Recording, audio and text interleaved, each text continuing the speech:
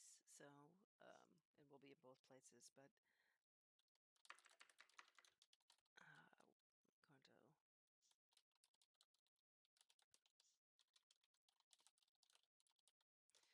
So we're going to segue over to what is our featured part of today, which is part of the Virtual Worlds MOOC. And I think, how are you on the MOOC side of things, Val? All a go. You're coming in nice and clear, and it looks like I can turn off my mic, so my mic will be off, but we hear you. Is she already recording or ready to go on Yes, her end? we're ready to go. She did the introduction, and you can take it away with the program. Fantastic. All right. So I'm going to put in a little bit about that. So today we have 3D concepts of Native American, um, of Native American concepts for lifelong learning, professional growth, and innovation. And as I said before, this is part of the 2025 Virtual Worlds MOOC and presented by Cynthia Calongne, Lobo, and Andrew Stricker, Spinoza, Quinnell.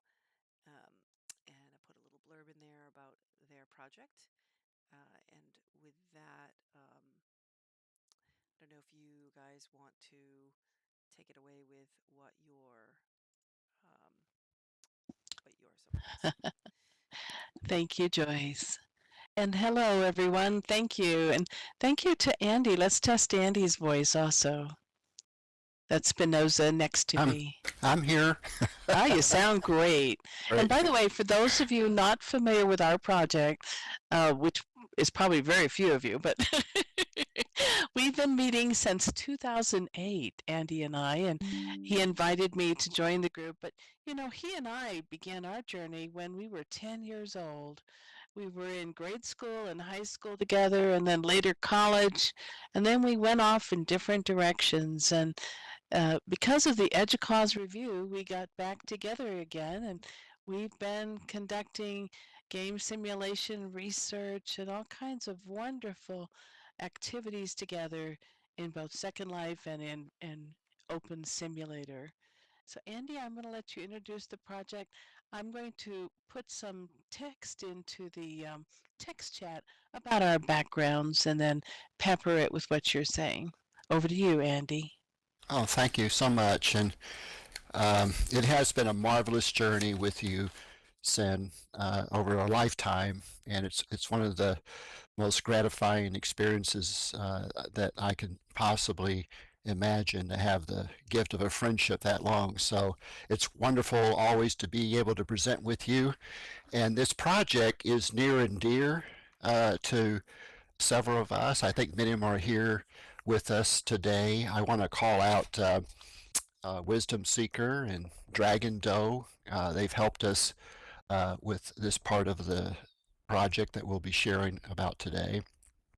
The uh, uh, the community that we are part of is a small group, and we refer to it as Virtual Harmony, and uh, it has an inspiration from the Harmony Society. I grew up on a small farm outside of New Harmony, Indiana, and it's a utopian community that was started by Germans and later became a utopian community of scientists under Robert Owen. So it has a long history of entrepreneurship and innovative forms of how people organize into communal uh, efforts, and we are in some ways, I think, Lear, you would agree with me, we are continuing that tradition in the digital realm. Yes, we are. In fact, didn't they have over 300 inventions and some amazing content? Two different societies formed there, and we Yes. grew up about 40 minutes away. And so, of course, we were both heavily influenced by having this scientific community nearby that had tried all kinds of alternative lifestyles, to foster innovation. And of course, it inspired us. And so we call our group Virtual Harmony, and Andy has named us the Harmony Arts Society Fellowship of Friends. Back to you, Andy. Thank you. So we've been working on this project that is introducing some concepts from several Native American tribes that address, we believe, some interesting perspectives for rebalancing life in the midst of chaos and turmoil. And we'll talk at length on that in the presentation that we'll share today. The the genesis for the early work, what we call part one of this effort, comes from actually a very inspirational research done by MIT and Berkeley when they went out in the early uh, uh, uh, part of the 1940s and 50s to transcribe the Salish Bitterroot language structure. And they recorded thousands upon thousands of Salish words and broke them into their conceptual structures. And we were able to get access to that marvelous archive digital collection. And we used that to create an immersive experience of going to a Salish tribe and learning about their history and addressing some of their perspectives about life. I just want to say quickly, Sen, that I always like to highlight that the Bitterroot, the Salish Bitterroot tribe in Montana, has a long history of being close to several events in our early history. They helped save the lives of the Lewis and Clark expedition, and as a result, Thomas Jefferson gave them a very special dispensation, and today the tribe is doing very well in Montana. Um, we have a picture, by the way, the Bitterroot Salish here that was taken in 1903. And they're in what they call the Bitterroot Valley along the Bitterroot River and the Bitterroot Mountain Range of Montana, and so it's very, very scenic and lovely. It's worthwhile for a visit there. We also took the work of Professor Miroslav Volf at Yale. Him and some colleagues a few years back started a course for the undergraduate students at Yale called A Life Worth Living. And they highlight some very similar perspectives that the Bitterroot Salish also incorporate in their perspectives about life. And so we combined the model that they teach at Yale for their undergraduate students and with the Bitterroot Salish, and we combine also some Navajo and Lakota, other concepts into this simulation. And I guess, Cynthia, are you controlling the slides for us? Thank you. So the part two effort is looking at this phenomenon that actually Immanuel Kant identified, what he referred to as worldviews of how we organize our experiences in life and our values and beliefs and attitudes into a worldview. It's sort of um, a schema of sorts that we interpret for meaningfulness of things that we experience. And other German philosophers picked up on Immanuel Kant's work, Soren Kierkegaard and Martin Heidegger, some of these people you might know, Karl Jaspers, and they basically say that a worldview is very dynamic and evolves throughout a lifetime of a person. Um, and if they get disturbed because of trauma, chaos, uh, they can become uh, very uh, uh, difficult for people to adjust and feel as if they're connected to others and events in their life, and so it's referred to as dissolution.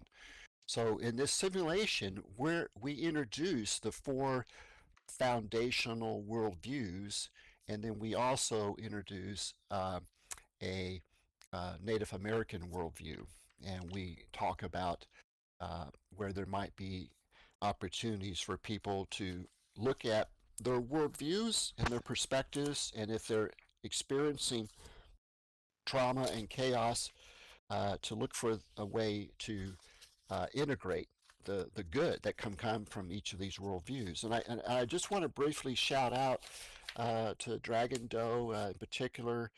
She's introduced us to the work of Peter Levine, a trauma specialist, uh, and the techniques for self-regulation and healing. And so much of Dragon Doe's insights have been very, very helpful as we've been working on this second part of the simulation. Next slide, please, Sin. Now, what's interesting about some of the work, the more recent work, is that these worldviews have um, very strong properties for grounding people, and naturally, given personalities of individuals, we tend to gravitate towards those that have similar worldviews. So we address the four basic ones: the scientific, the religious, the individualist, and the romantic, and we'll highlight some of those uh, elements of what makes these worldviews unique.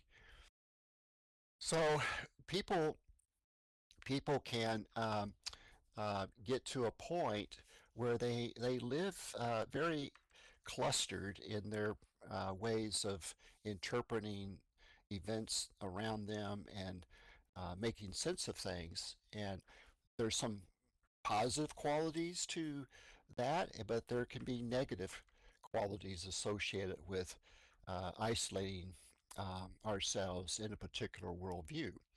And it's quite difficult to stay open to different worldviews that are not of your own, and it can cause you to feel sort of out of balance. And Hopi uh, uh, tribe talks about this. They have a phrase called Koyeniskotsky, where you can get to a situation in your life where you feel out of balance. Things are just not connected for you. It's it's very challenging to feel like things make sense in events that you're experiencing. Next slide, please, Sam.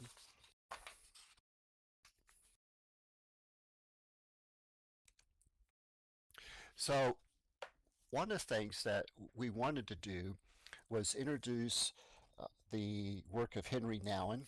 Uh, he was also at Yale, and I became familiar with his work when I was a student there. And he talked about this concept of wounded healers. And I became absolutely fascinated with Henry Nouwen's perspective. But he makes the claim that if you go through trauma in life and you become wounded with events that happen and you work to uh, deal with the out of balance consequences of those experiences, that gives you very unique opportunities to acquire empathy and a deep understanding of other people's wounds. And so um, we felt that there would be some value in introducing the concept of wounded healers. And as it turns out, wounded healers hold a very special place in many Native American tribes. They are people that are identified as having uh, very painful experiences in their own life, and they are able to reach out and help others with their painful experiences because of what they themselves have gone through and are working on. And as it turns out, that is a theme that runs in current work by trauma therapists. And so we feel like this simulation has a lot of connectiveness in many different areas of interest with trauma. Next slide, please, Sid. So we have two basic learning objectives. This is for all the educators out there. We emphasize a basic level of understanding as you go through the simulation to learn about the basic worldviews and the importance of the Native American perspective and interconnectedness and balance. And so we share some of these elements regarding the holistic sense that people can acquire about their place in the universe in relation to all things and people. So we want to make the effort with this simulation to at least acquaint people that you don't have to be antagonistic to different worldviews. There's possibility to actually uh, work in a interconnected way with worldviews. So if you're meeting people from various cultures and backgrounds, you can work to bridge and build shared understandings. And some of you know my background in the military and the years I spent 44 years with the Air Force, believe it or not. Some would say a bit too long, but we actually saw great value in this concept of wounded healers for military leadership, and I may speak more to that later. Now, here's some characteristics that have been identified by Henry Nouwen's work and others that are looking at wounded healers across the professions. Many people, whether it is the profession of arms or divinity, uh, counseling, so forth, talk about these characteristics, and we've addressed them in some of our papers on leadership models. But basically, uh, uh, these are the five characteristics that people seem to connect well with. But because you have a personal experience of pain, trauma, or adversity, this really can give you a profound understanding. And we don't say to people that we want people to go through trauma and bad experiences, but it seems to be almost a part of the human condition that all of us in life become wounded in some way or the other. But there's also, because of our ability to work through and experience healing, we can experience self-transcendence and empathy. We can transcend our own wounds, uh, and this helps us to build a connection with others that involves trust and in such a way that we can work for the common good. Because of this deep insight about life, it inspires us as wounded healers to pursue lifelong growth. So some of you educators, we're always interested in inspiring our students for lifelong learning and growth, and in the professions. And this is something that I believe this area of work speaks to very well. The other quality that resonated well with our senior military leaders is the calm and chaos that this healing process can help you deal with, because in the military profession, I would say in the medical profession, I have a background in that area too, there is a lot of chaos. And there are no textbook solutions for chaos. You have to do a lot of on-the-fly uh, problem resolution and adaptations that's under a constant adaptive mode of operating. And it's very, very helpful to be able to be calm when you're in the midst of chaos and difficult situations. And wounded healers tend to be able to do that. And in this last major characteristic, I think speaks so importantly to the times that we're in, of that people that have these characteristics have hope and perspective. Uh, you know, there's a lot of despair and sense of helplessness among those I'm sure many of us are acquainted with, if not ourselves in our life. And wounded healers can bring hope and perspective. I often refer to it as bringing light in darkness, and So it has properties of reconnecting and giving people an opportunity to rebalance and see a deeper meaning to the troubles and wounds that they go through in life. Next slide, Sin.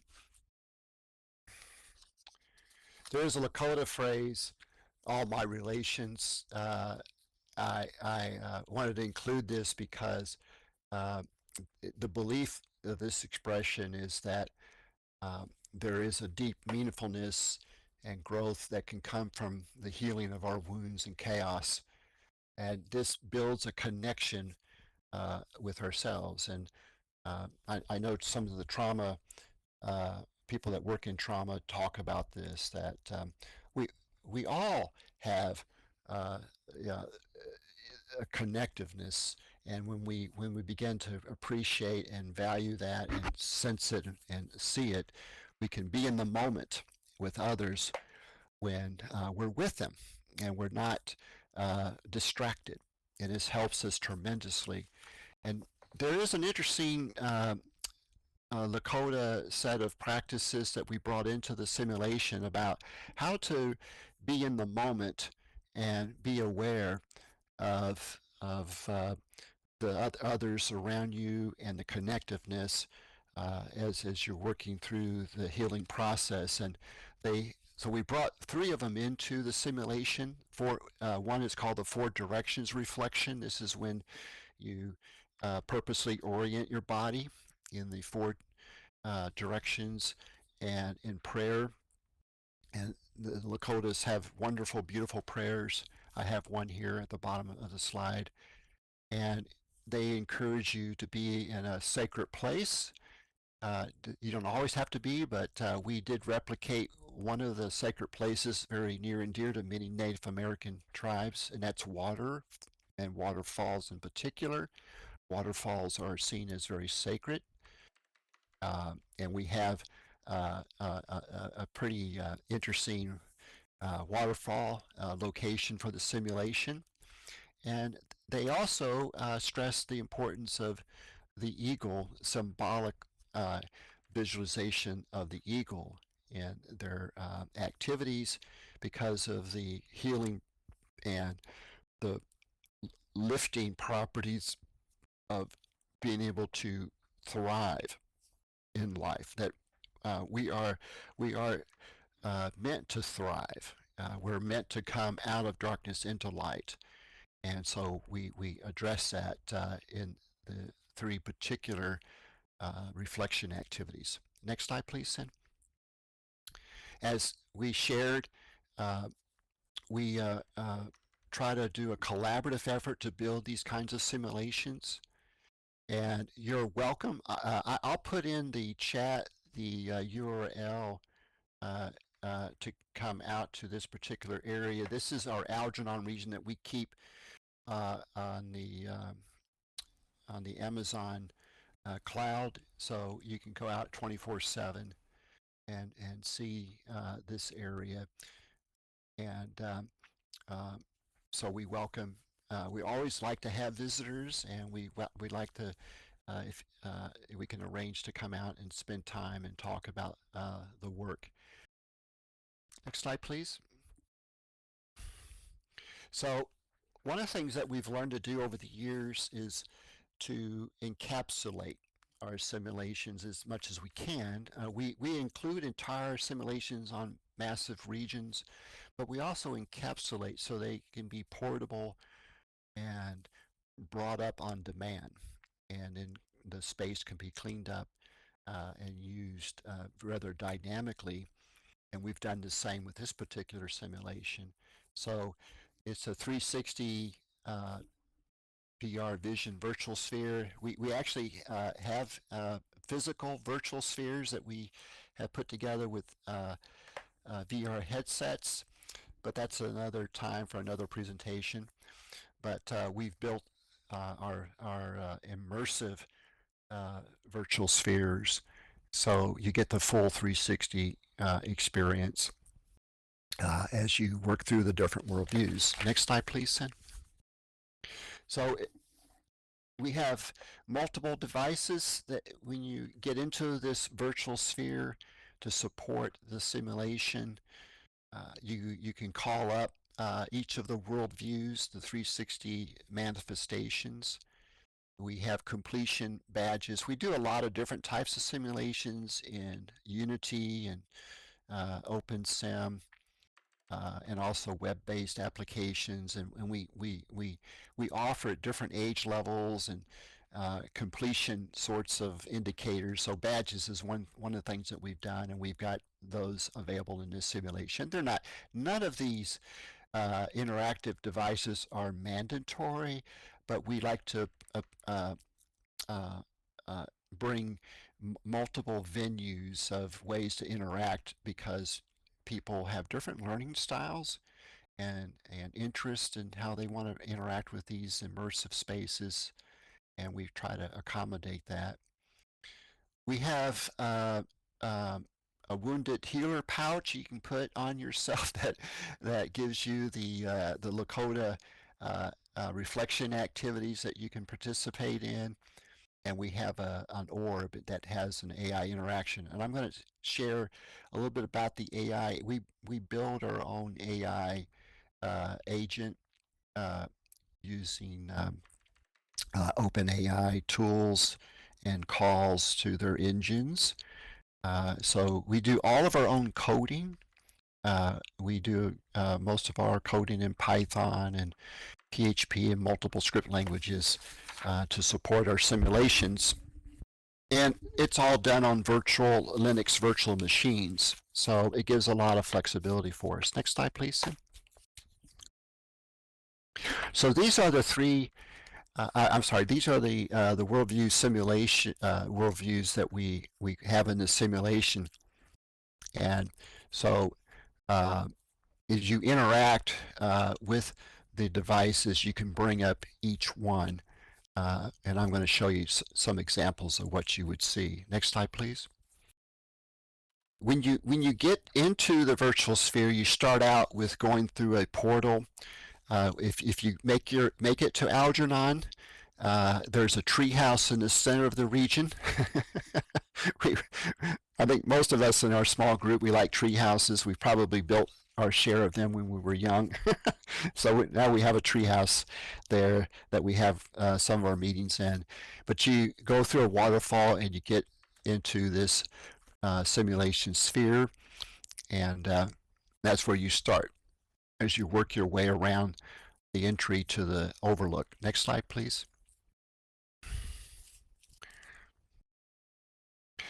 So you basically, when you arrive, acquire this simulation HUD, and that's what you see displayed on the right-hand side. And this is where you can track the activities for the worldviews and acquire the badges and interact with the AI agent.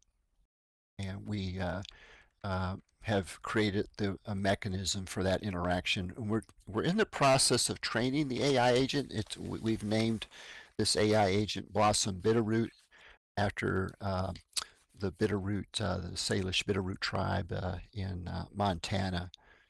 So next slide, please. And Hey, Andy, before you move yes, off of that, are you yes. still using Scout also, or? Well, yes, we have multiple AI agents in the first part of this simulation that takes place in the village of the Bitterroot Salish village. There is a scout that guides you through the village and the surrounding areas, and they interact with each other to help the participant explore and consider the different resources and instructional properties as they travel their way through the various points. So here is the individualist worldview. Uh, this is a worldview that emphasizes uh, uh, self-control and how uh, people, take a certain pride in their ability to handle their own affairs, so to speak. uh, this is like a Marcus Aurelius perspective, very stoic, and and that's why we have Rome represented here. Marcus Aurelius Meditations, if you haven't read it, is well worth the read. A Roman general and emperor is considered to be, I guess, the greatest Roman emperor, a scholar and soldier and so forth. But it was all about having self-knowledge and awareness of your abilities and managing the affairs of your life and so forth. And when it goes out of balance, the Koyaanisqatsi Native American perspective, it can get into very narcissistic-like behaviors if you are not really aware and have empathy about others. It can create a life out of balance. Hey, Next slide, please. Yes. excuse me. Um, I didn't know if you saw the question from Namara. So how does this help an individual going through your process? So as you go through it, the AI agent asks questions and gives summaries and collects your perspectives, and that is used in the feedback at certain points and other activities of the simulation. So part of the interesting part, I believe, with this simulation is the introduction. So there's people that haven't been introduced to the concept of worldviews.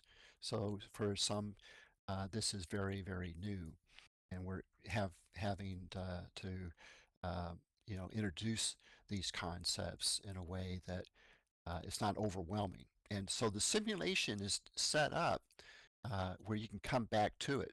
So as you go in and out of the Algernon region, it retains where you're located in the simulation. You can pick back up and follow on from where you left off. Next one, please. We had a follow-on question. Or is your focus mostly on the tech aspect or on this personal experience?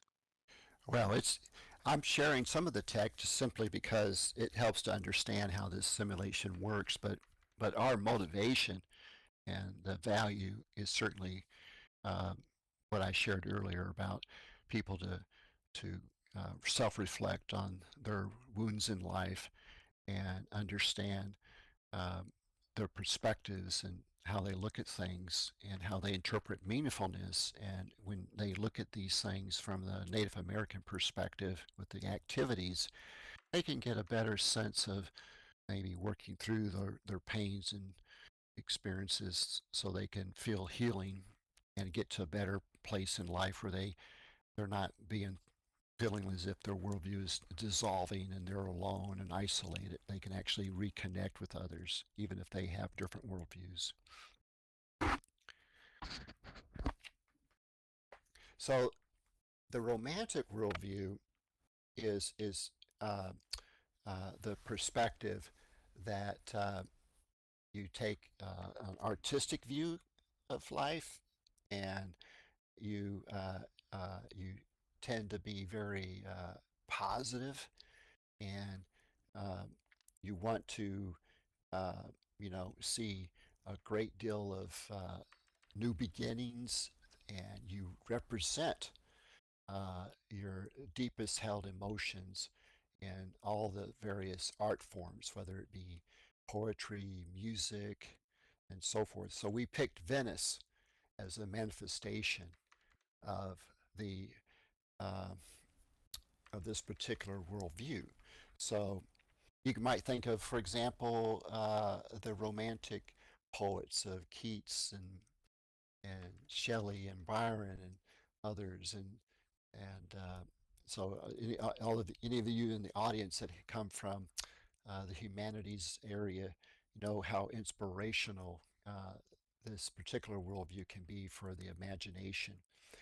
But it can lead to uh, getting out of balance when uh, you lose hope and become very cynical and nihilistic in your perspective of things. And uh, so each of these worldviews that I'm sharing that have been identified have really positive elements to them. And then if if you become increasingly isolated and disillusioned, they have elements that bring about a negative emotions in your life and chaos, and you create an out of balance situation for yourself.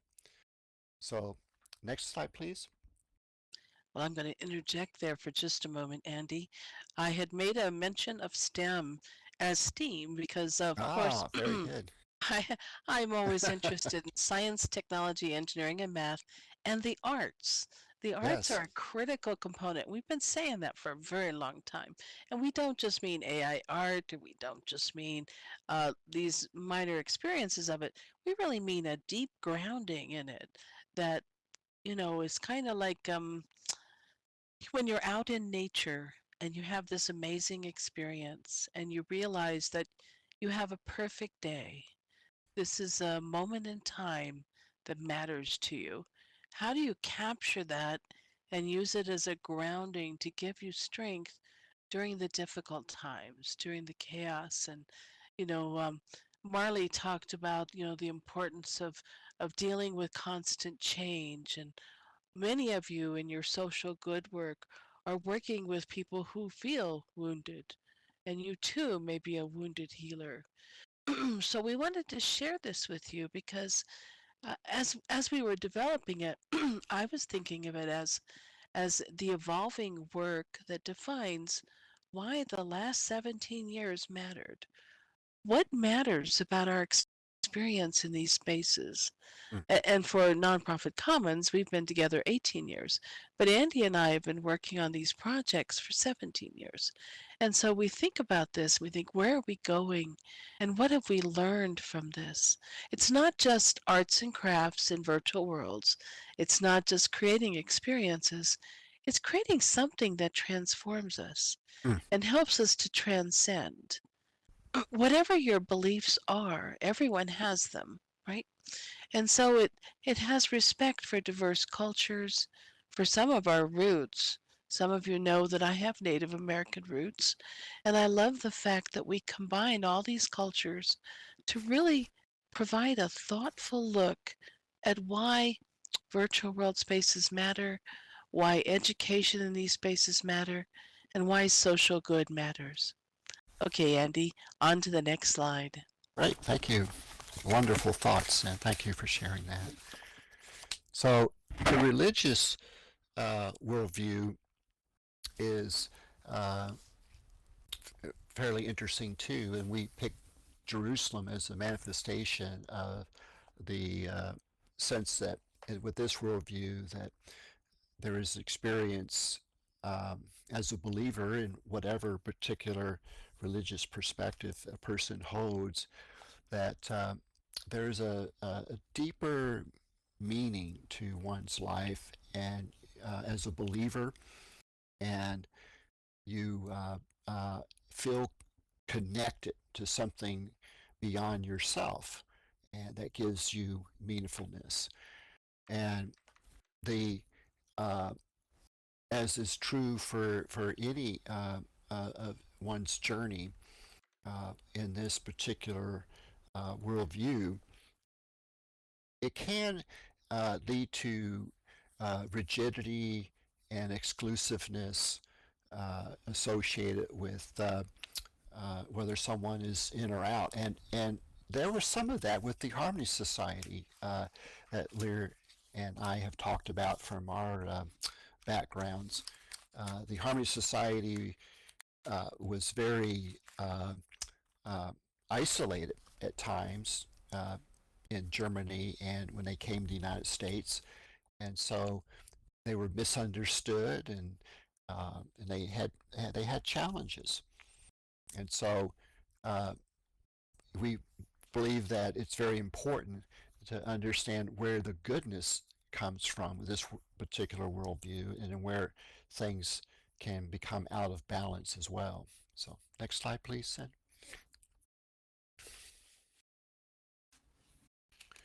So, with the scientific worldview, we picked London.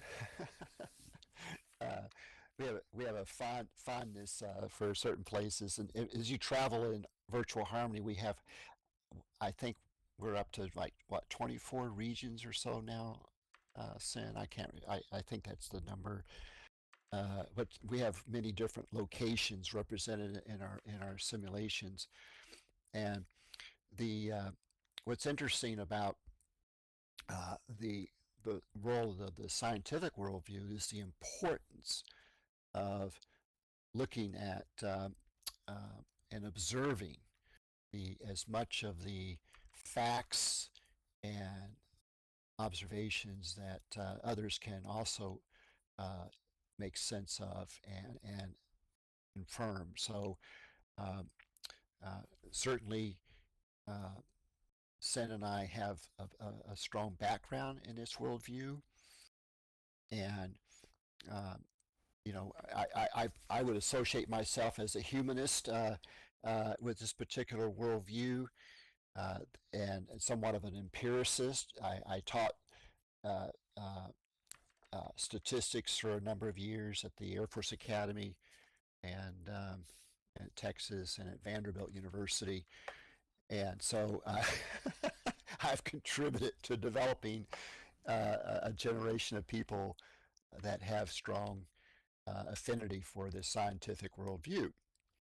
Uh, but it also, as it gets out of balance in one's life, you can become a very deterministic uh, um type of have determinism in your perspective that uh, you know what's left to chance, what's left to free will, what's left to the serendipitous part of life. And so I think, Lear, you know, reflecting on our time together over the years, I think with our particular very diverse group of people, it's helped me to, you know, not go as far down this path of the scientific worldview, and it's helped ground me more towards the center, in which I'm going to talk about here in a minute.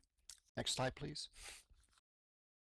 So with the Navajo worldview, Hoso is a term uh, that they talk about that's holistic, and it's important to consider the the connectiveness of all things, and those that we meet in life that have different perspectives.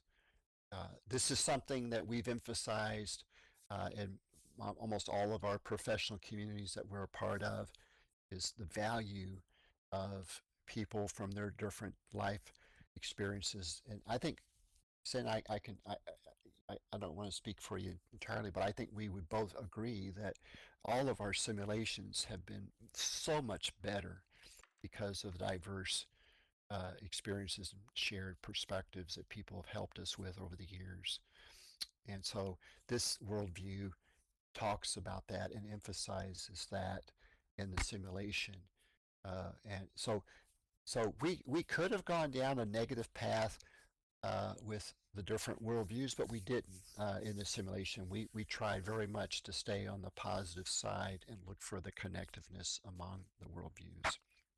Next slide, Now, please. Andy, at that Yes. point, and Namara had a follow-on comment. Oh, yes. What I'm not understanding, she says, is how the simulation integrates a Western approach to healing with an indigenous worldview. Yeah. Well, we do our best with emphasizing the meditative mindfulness connections between Western civilization and reflectiveness and the Native American perspectives, and we do our best with the the the field of um, what I would say the somatic uh, trauma uh, work that we're being helped with dragging those insights. And we obviously have a strong cognitive background. I'm a cognitive scientist by training, education, and so we understand some of the processes associated with and the semantic importance of the emotions that we experience in life when things don't go well for us. We get the wounds, and when we have interacted with Native American uh, uh, individuals who work with people that are wanting to be healed from wounds in life, they speak of the same uh, sense of internal turmoil. And they talk about a very interesting model that relates to Western religious perspectives. They have the Navajo in particular have a sense of what they call the four worlds. And we're, according to the Navajo perspective, we're in the third world right now, and the third world is full of chaos and turbulence. That is meant to help us understand and become better and relating, connecting to all things. For the fourth world, and the fourth world is a harmonious world, and it's made possible because of our growth and wisdom that we acquire in the current third world in which we all participate in. So there is a natural connection actually between Native American belief systems and structures and some of the Western, what we might call the Western perspectives as well. And I think that's one of the key advantages of the simulation is to highlight this so people become aware of that connection.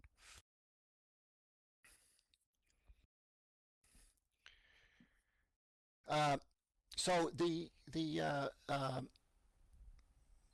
Blossom AI agent interaction, it currently uses the GPT-4 Omni model. We have I'm not sure if you can go back to the previous slide, Sen, but we have oops, not that far back, but okay. So let me see here. Don't mind me. I'm just sitting Okay. here thumping along. Okay. We'll If I get think there. too fast, I just land on it, okay? But So let me pop we back have in. There we go. we have a slide that shows the interface, and this is for the instructor, facilitator, to set the properties up as we evolve. Now, I do want to take a moment to emphasize something, and Lear, please uh, contribute as you can or want. Sure.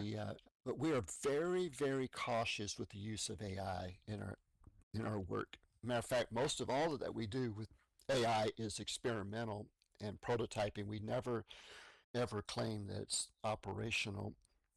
So we're very, very careful with that element. And so we train the agent, but these are imperfect uh, models that are available, the tool sets. There is a GPT 5.0 that's going to be introduced soon.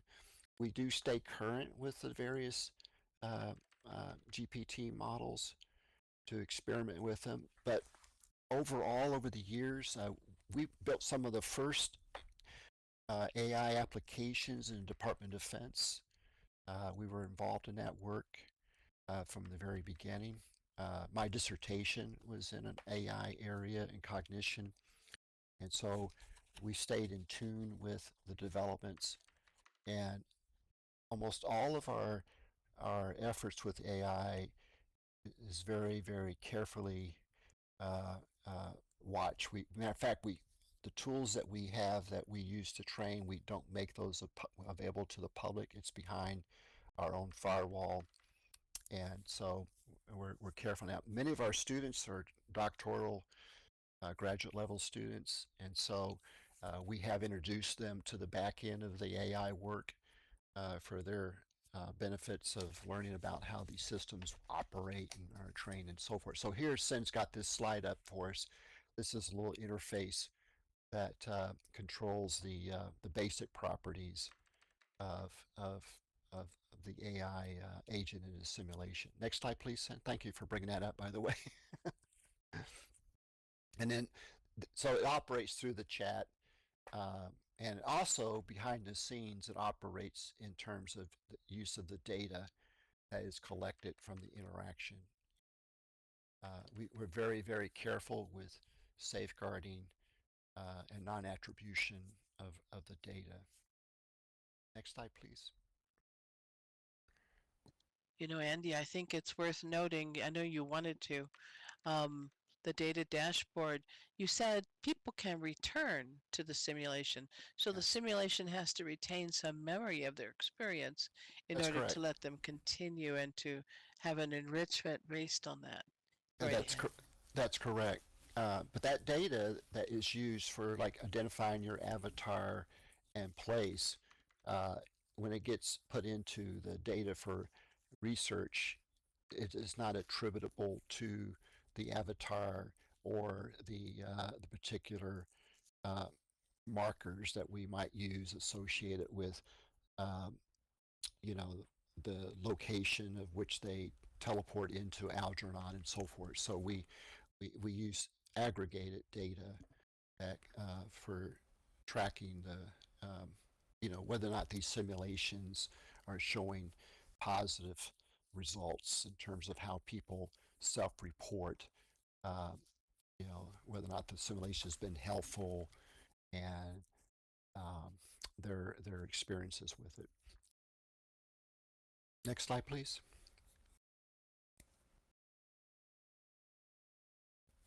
So we have these reflection um, uh, uh, shields that people use to share at the end of the simulation their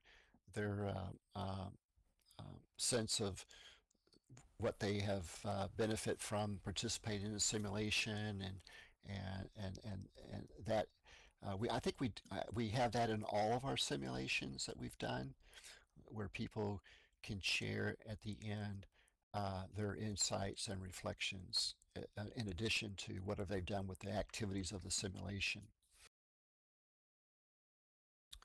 Next slide, please. Yes, and this is the input window for sharing reflection. And oh, by the way, the AI agent summarizes some key elements of their activity in the simulation that's provided too. And we've done that with other simulations where we'll generate the note cards dynamically for people. Next slide.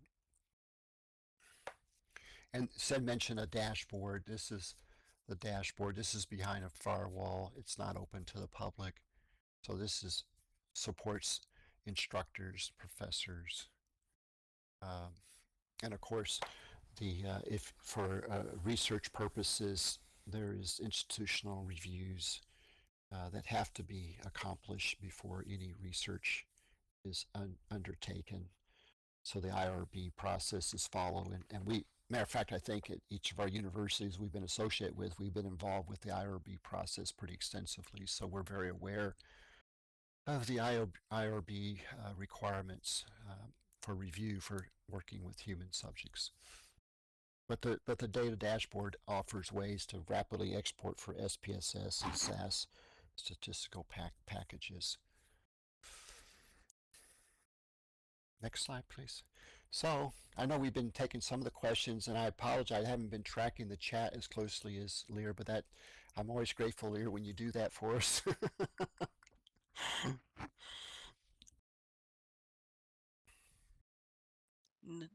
It's always a pleasure, Andy. So, are there questions for us?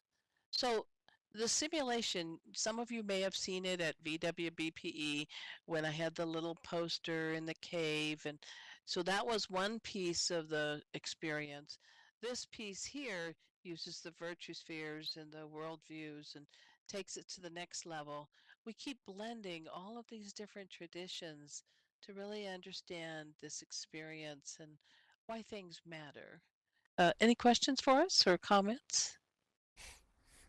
And if you're like most of us, questions pop up after you set through a presentation, and you're welcome to reach out to us at any time and We have inquire. Yes. Yeah, we have a question too, Andy. Not Oh, to sure. interrupt you, but there I am. Rosalind mentions, I am looking for ways to help those of us who are caregivers at home. How can we stay strong when working to heal our loved ones? That is the question from me. My.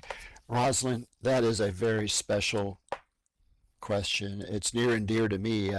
In my family, we've gone through the past year the loss of significant others and having to home care and support home care processes for my spouse's mother and um, the I think we're in a time where particularly as people are dealing with uh, terminal illnesses at a late stage in life, they're very isolated and they're alone. It's very rare actually for uh, loved ones to be able to be under the care of family, and it's very difficult. And we're so spread out around the country. Families are not as nuclear in their location as they once were.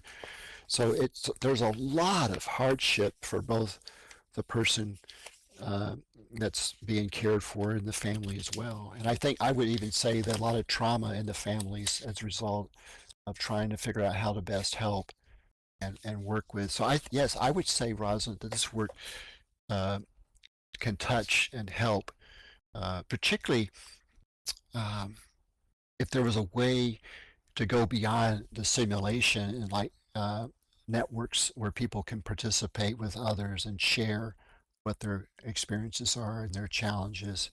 We haven't really been able to do that next level of effort with the things that we do. Do you have any thoughts, Sen, about how people might take some of the information they acquire in a simulation like this to form helpful networks with others that are experiencing the same things? I guess the nonprofit commons and other groups in these virtual spaces offer groups that can do sorts of things, I guess, in that direction. Yes, each group here counsels and supports social good in their communities. And of course, their communities experience, you know, a wide range of the need for healing. I'll just say that. And so this effort's been going on for a little over a year, but it's not done yet, Val. And you know how it is. You don't really want to conduct research until you have an IRB that's approved. And for those of you new to the research process, an IRB is an institutional review board that says, I am being careful with human subjects' data and respectful of their needs, right?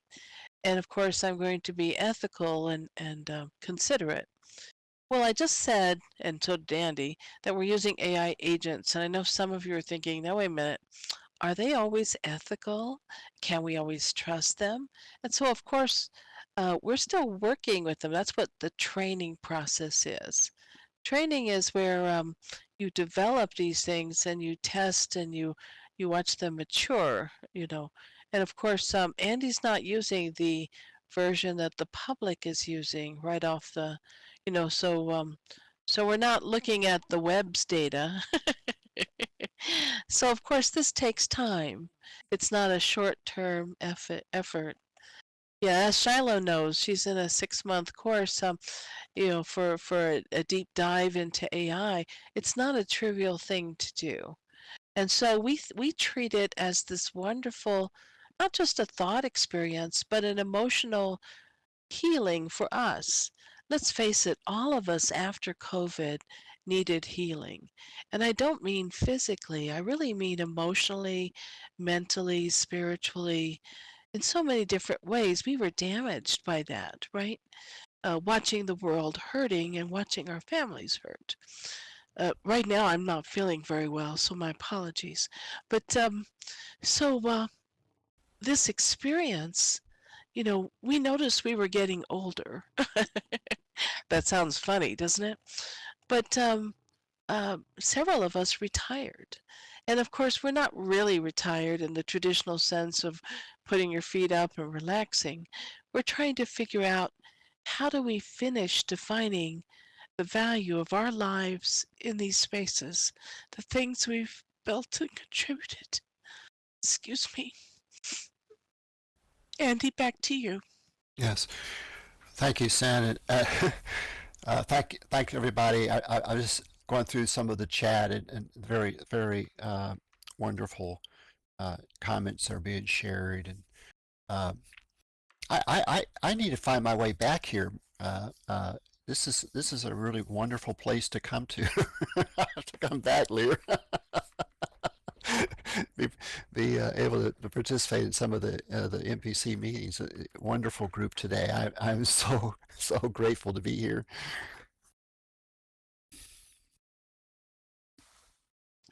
Thank you, Andy.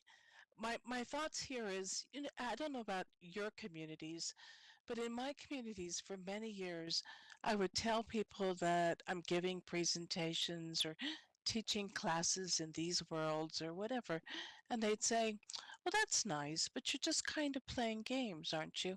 You're just doing artwork and you're just doing trivial little things that really don't matter." And the people you run into in these spaces, do they really matter? And of course they do, right?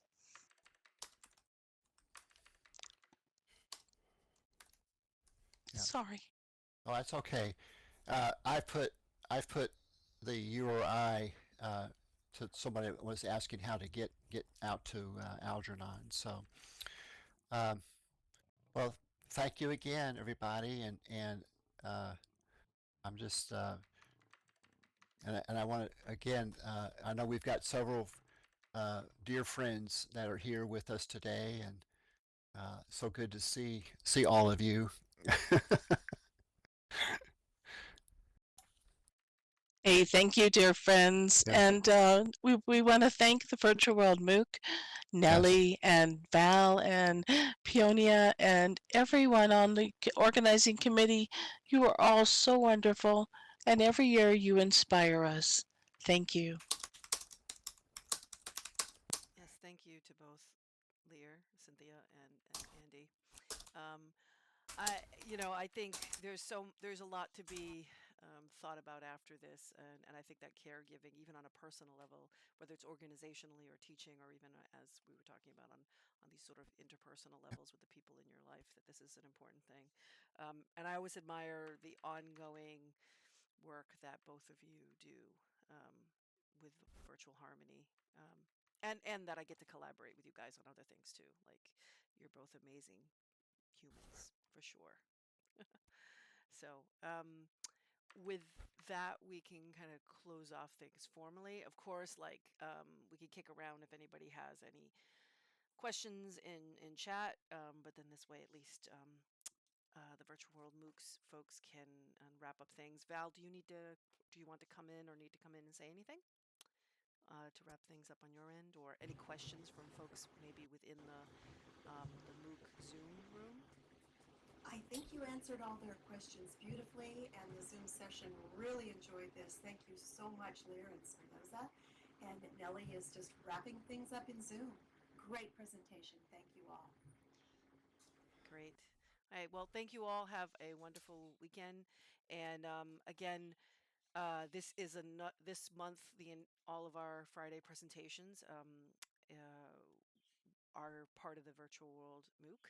But for those of you who are either on the Zoom side or here in World, um, we have these weekly meetings every Friday, 8:30 a.m. Pacific, for the last 18 years, minus a few holidays in there. So next week we will be celebrating that 18th year, and we hope to see you all for that. And with the rest of the VW MOOC team as well. But you're welcome to be here, regardless of whether you're part of a nonprofit or educator or some other thing. The community is inclusive. So after the MOOC, feel free to start coming on Fridays. We'd love to have you. All right. With that, have a fantastic weekend, everybody. Thank you. And thank you, Lear and Andy. Thank you.